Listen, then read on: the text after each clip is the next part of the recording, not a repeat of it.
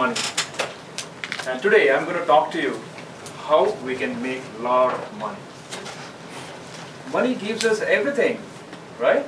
It gives us status, it gives us a house, it gives us a car, bungalow. I want to enjoy. Let's begin. Listen carefully.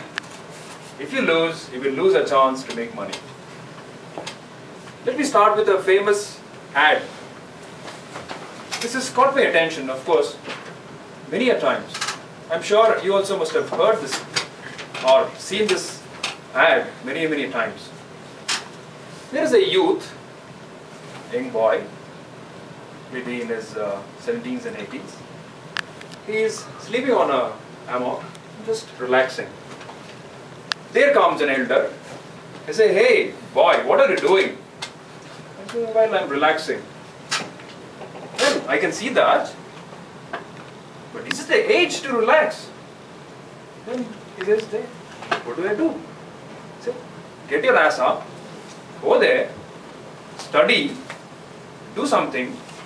Then the boy asks. After that, he says, "Get a job, earn money." The boy says, "After that, enjoy life. You have a lot of money to earn and enjoy life." The boy says, "What do you think I'm doing now?" It's a very ironical fact that all of us are on a journey to make money. In the journey, we forget that we are lead to this life on a day-to-day basis. We think happiness is tomorrow, not today. We think with money I can buy happiness. It's not a reality. You must have seen all of us are trained to make money. Our fathers, brothers, our peers. We are all in different stages of our career. One of the prominent reasons why we work for IBM, one of the reasons is to make money. So many times it appeals to our senses why I should not make money, what other person is doing, why I should not buy a car. But it's also irony where we would want to go to 5-star hotels and eat, but we feel or we love the street vendor food the most.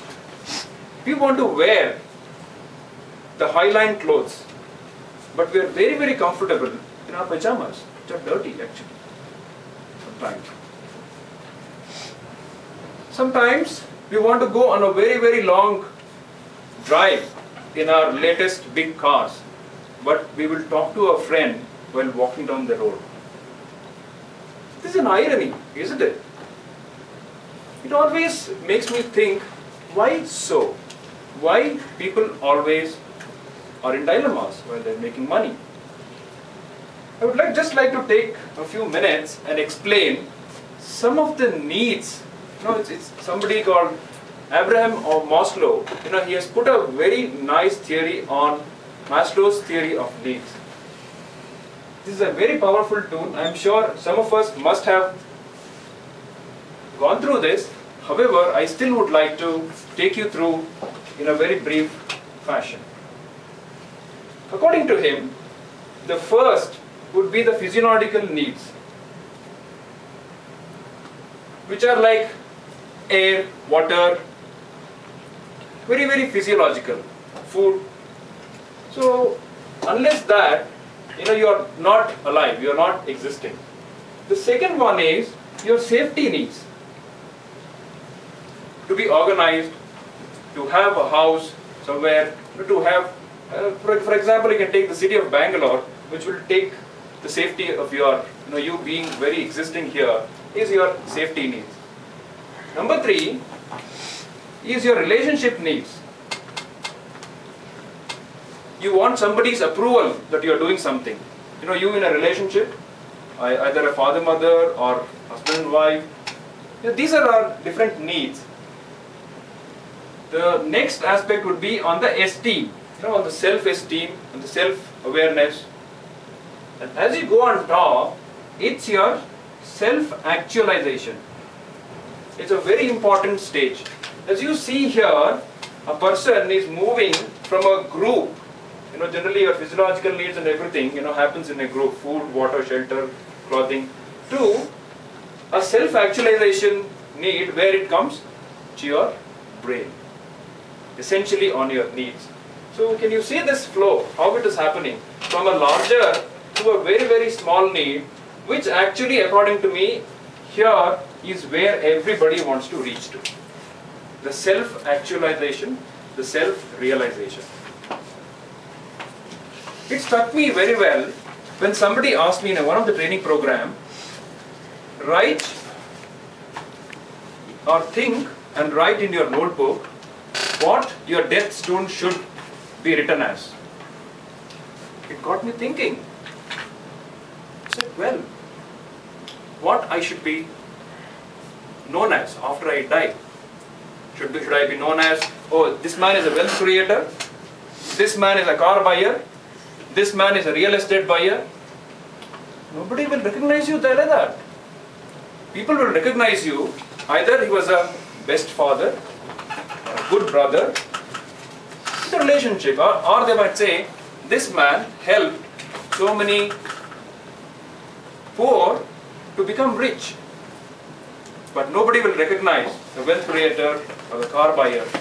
So this is where we should realize how whatever we do will impact as we move forward. As we coming to the power of brain, brain is a very, very important or a very strong personality that controls our personality. Very simply, IBM or any company, especially the IT company, does it require your hands? Does it require your legs? What IBM requires is the computing power of your brain. Every brain or every individual is different. Would you agree with me? And that is the reason why we think differently, and that is the reason why we create ourselves or we think our needs are quite different. However, things are put in place, the needs are something similar. Moving forward, I have a very strong desire of not only making money, but improving my relationships. Because as a son, as a father, as a spouse, you have a larger responsibility to manage. That's where you as a human being is rated as after you die.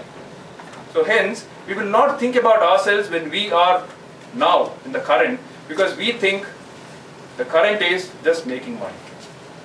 But after you die is when actually people will make you realize what you are. So hence I have three important tools, I must say, very, very powerful tools that I think we can take back or we can think over. The first tool is say, I choose. What I choose. Stephen Covey, a very famous trainer, a psychologist, he has said something about 90-10 principle. 10 is something which happens to you. 90% is something which depends on how you are to react to that situation. Can we control our car getting stuck on the road? Can we do something about if you miss a flight or if the schedule is delayed?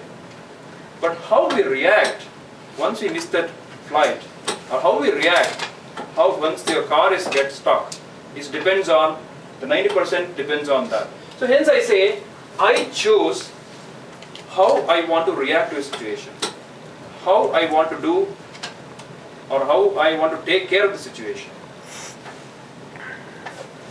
Well, you might say, I chose, but I don't choose the pain, the suffering. I always choose money. I always choose to be happy. But why do I get suffering?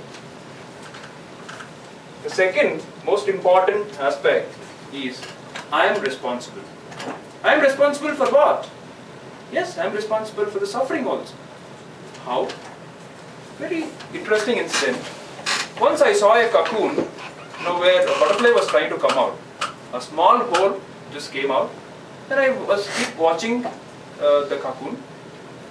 So it was really struggling to come out. So I thought, let me help. So I just made a small hole a little bit bigger. Then I saw the cocoon, the butterfly came out happily. But I observed something very strangely.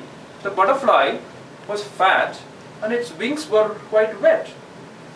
I waited for it to fly, but for my surprise, it never flew. But by then, I realized, in my eagerness to help, I have really made it dead.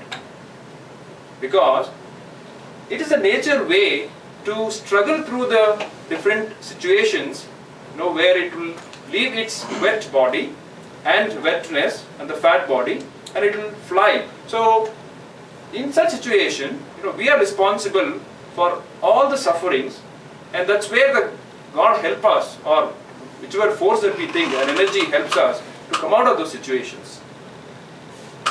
I say bad roads will never good roads will never make a good driver.